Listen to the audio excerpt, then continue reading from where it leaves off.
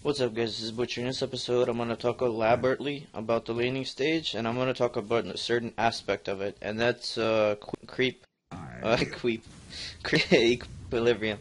Okay, so the beginning of the game, I suggest, this is just me though, I suggest not going for the bounty rune if you're going with any mid hero. I suggest blocking, okay? Especially if you're going a hero like Pudge that's ridiculously dependent on how the creeps line up, like the first, second, third creep waves line up, because that's, as I mentioned in the previous video, when it's decided if you can kill the opponent or not, right?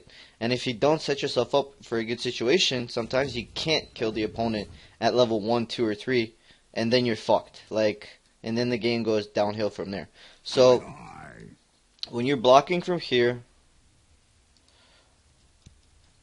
also, yeah, I've never shown this before. I mean, a lot of people, most people know this, but if you don't know this, this is a certain trick for when you're blocking. And excuse the quality, I don't know what's happening. But, yeah, okay. Alright, so you need to stand kinda like this.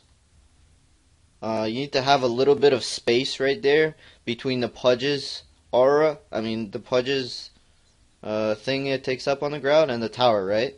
And in this way, the creeps will go to the side, and then you can block like that, and then you're good, right? It's much better than starting from over here, and it's a much better block, okay? So what you want to do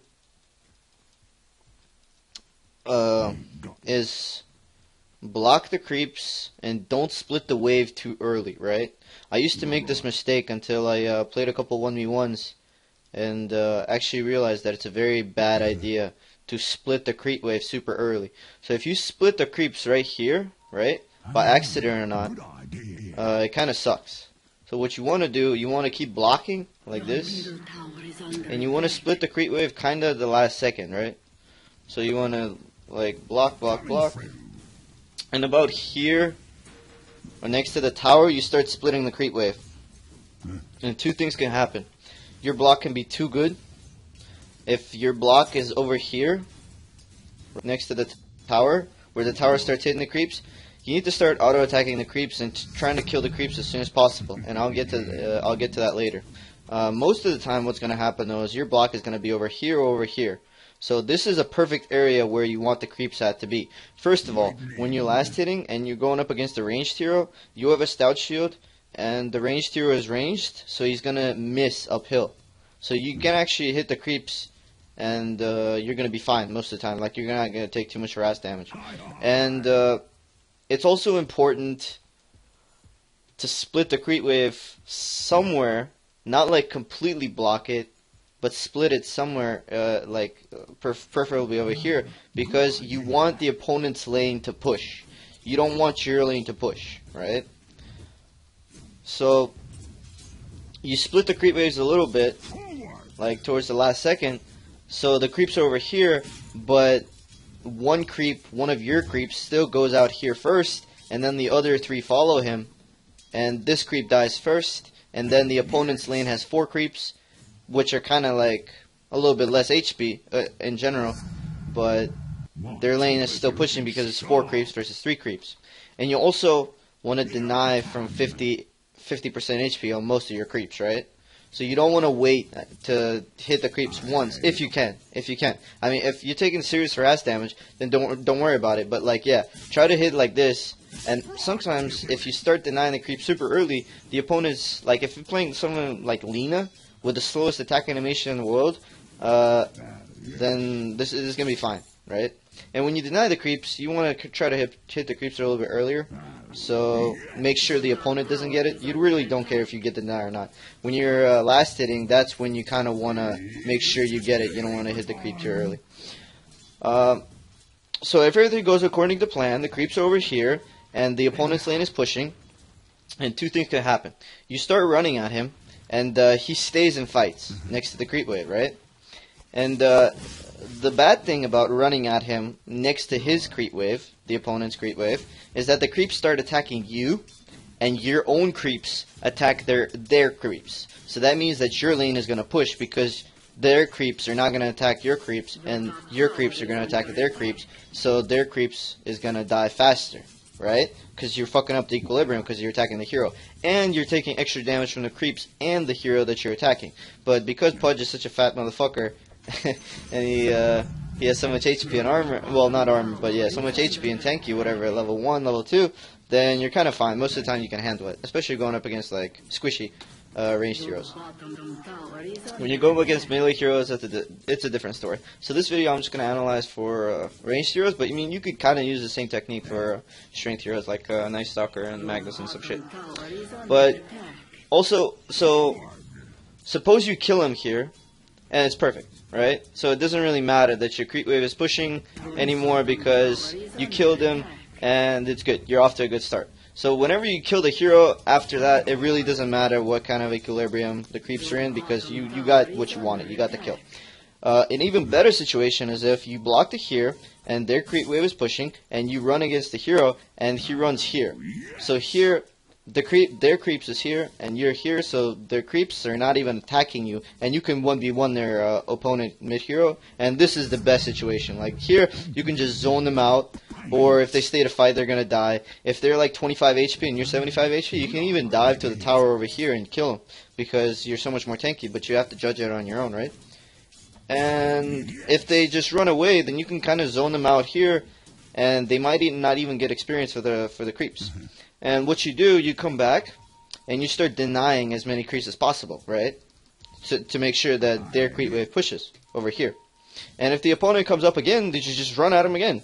Don't auto-attack him here because then it's going to aggro the creeps and their lane is going to not be pushed, like I said like a minute ago. So you want to just run at him here and then start attacking them here. If they're very low HP over here, then you can just start rotting and start killing them, but you have to judge for yourself all the time. And yeah, that's the best situation. The worst situation that can happen, or no, not the worst situation, it's just the situation, right? For example, you do this block and you split the creeps here and the creeps over here, but the opponent split the creeps much earlier. So the opponent split the creeps somewhere here. So now the distance between the one creep for their lane and the other three creeps is much greater than the distance that you created between the one creep that got let through and the three creeps that are left behind. So, which means that their creep is going to die faster and your lane is going to push faster. So, when you see this happening and you see that their one creep has died very fast and your creeps are 4 creeps and there's no way, and the opponent seems to be denying everything, there's no way you see that your lane is going to be pushed in, what you need to do is start auto-attacking the creeps. So, start attacking their creeps from full HP. So just don't worry about controlling the lane anymore.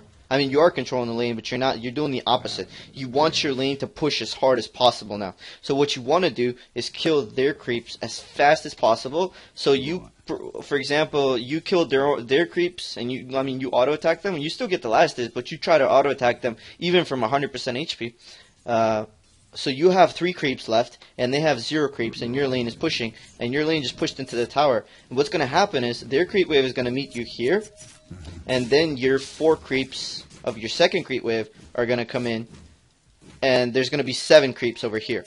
And the opponent is going to have a much harder time last hitting on the tower, those 7 creeps, than the opponent would have had if you were to start denying and trying to control the creep wave to go to your side over here, right? I mean, I hope you get what I'm saying. So you already know, like in this situation, you already know that your creeps are never going to be pushed in. So might as well just make it harder on your opponent and start auto-attacking the creeps and start pushing your lane as hard as possible to make sure that the opponent gets as few last hits as possible under tower. Especially if you're going up against a Seth who has super low damage at level 1. Sometimes it's just chances, and he's going to miss more than half of the CS under the tower. And what's probably going to happen is those 7 creeps are probably going to die faster. So what you need to do after that, okay, so for example, there's like 4 creeps. 3 of the creeps died, and there's 4 creeps versus their 3 creeps right there, right? So what's going to happen is those 4 creeps, your 4 creeps are going to die super fast. So what you do, you go back, because you can't really go here under tower because Yeah, so don't even bother with denying those creeps. Just hope to God that he misses them. So you go back to here and you start blocking the creeps again. So what that is going to do,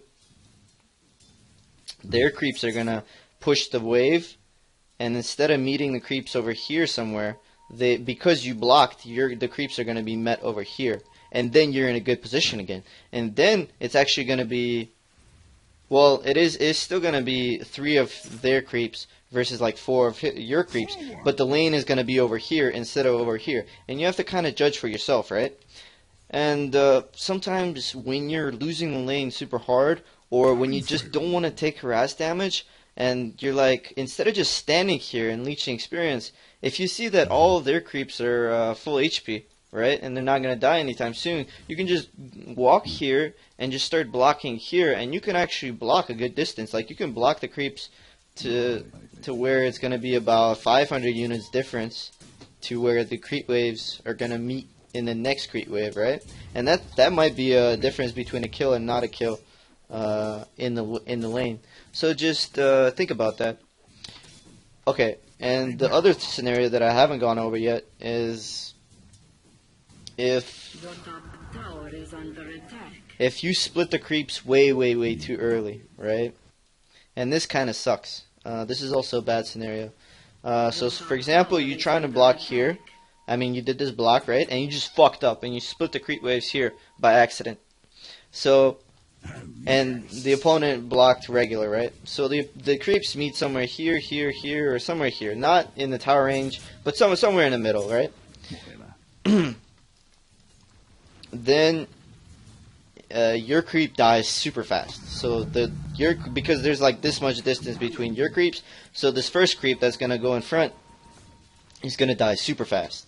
Like, he's not even gonna do any damage. So basically, it's gonna be here. The creeps are gonna be somewhere here, right? Somewhere in the middle. And you're gonna have 3 creeps, and he's gonna have 4 creeps. And this sucks when you're going up against SF, because you can't really go on him here because it's too close to his tower, so he's just gonna fall back. And there's 4 creeps that's gonna be hitting you. You're just gonna take a lot of damage. There's no chance you're gonna kill him unless he's retarded and just stays here. But all he has to do is just run back here and then auto attack you, and then you're gonna have to run back, and it's gonna suck, right? I mean, but you could still do that. You could do this, but just don't die here, because you know you're gonna lose if the opponent plays right. So just take a couple of damage. Like, you're gonna lose like 3/4 HP. He's gonna lose like half HP. Just go back and salve up and then try to make a play. But it's a bad situation here, right? So the opponent's creeps are gonna push in super fast, and there's gonna be 7 of the opponent creeps here. I mean 7 or 8 or 6 or however many, and it's going to be 4 of your creeps here, and that's going to kind of suck, because now you're going to have trouble last hitting on the tower. And the bad thing about that, you can get most of them. Like, Pudge is better last hitting on the tower than most heroes, but you're going to have to rot to get some of those last hits, and that means you're going to lose like 100 HP, 150 HP, and then that means you're going to have a harder time battling your opponent when you want to like just run at him again in the next minute or so, because you're going to have less HP than in the beginning. I hope you get what I'm saying. And also, because there's going to be 8 creeps here, there's no way you're going to just run at him, because there's just too many creeps. If you start attacking him here, you're going to have 8 creeps on your ass. You're not going to, even with a stout shield, you're just going to take too much damage.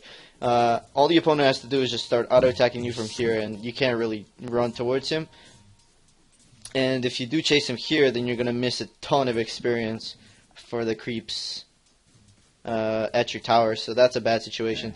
So, for example, like, a lot of the creeps are going to die here, and then the opponent's going to be level 2 or level 3 after that. So then it's going to suck, and you missed your window, right? So you don't really want to have the creeps super stacked up under your own tower. I've seen from experience that it's a bad idea. Like, you might think that's a good idea, that it's super close to your tower, but because there's so many creeps, the opponent is going to kill 2 of your creep waves, and there's nothing you can do about that. Like, there's nothing you can do. You can't really kill him. And, I mean, all these scenarios are excluding ganks from teammates or opponents, and all these scenarios are against squishy ranged heroes. So not strength heroes. For strength heroes, it doesn't really matter. You're going to have to actually outplay them or hook them on their tower most of the time. And really judge for yourself. So it's a different story when laning against strength heroes. And for me, I mean, sometimes it's better to lane against strength heroes, sometimes it's not. It all depends on the opponent. And all of these tactics that I just said, you can use against Pudge too, which I think is very important. So if the Pudge blocks, I mean, just do everything, like, apply the same thing when you're playing against Pudge, just to make sure that he can't take advantage of the level 1, 2, and 3 if you are playing a squishy range hero against the Pudge. I hope this video makes sense.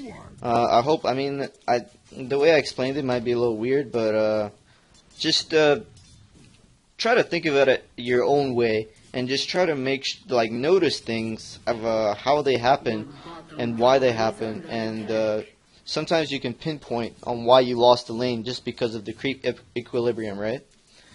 Rune control, I haven't talked about that, but yeah, okay, that's basically it. So levels 1, 2, and 3, the first 3 creep waves are basically some of the most important creep waves in your laning stage, right?